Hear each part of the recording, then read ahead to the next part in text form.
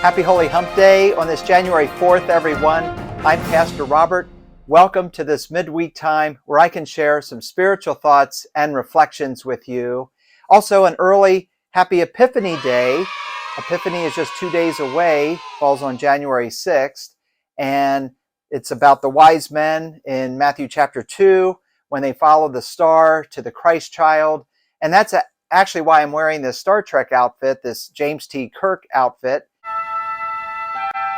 Space, the final frontier. These are the voyages of the Starship Enterprise.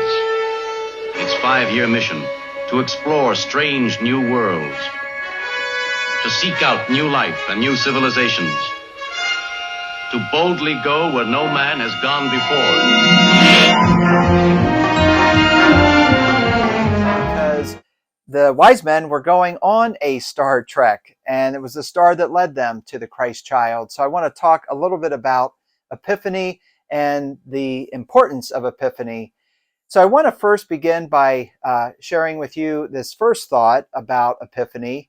And the first thought is related to how the wise men did follow a star, and the star was a very bright light that led them on their trek to find the Christ child, this newborn king. So light is a very powerful Christian image. Whenever we go through a time of darkness in our lives, Epiphany reminds us that we can know that the light of Christ is shining on our path. Jesus himself said that he is the light of the world. And so light is a very powerful thing for us to hold on to when we think about Epiphany and the wise men.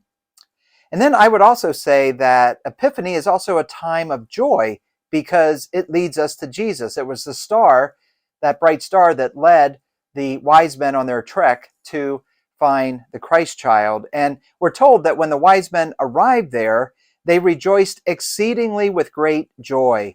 That's such a great phrase. They rejoiced exceedingly with great joy. And we find that in Matthew chapter 2 in the story of the wise men. And I think we really all need as much joy as we can find during this very dark time of year with the very short days. And then I would say this third thing about Epiphany: it is a time to share our gifts and worship Jesus. The wise men offered gifts of gold, frankincense, and myrrh when they found Jesus. So this is an opportunity for me to thank you for your gifts to Christ and his church, especially this past year of 2022.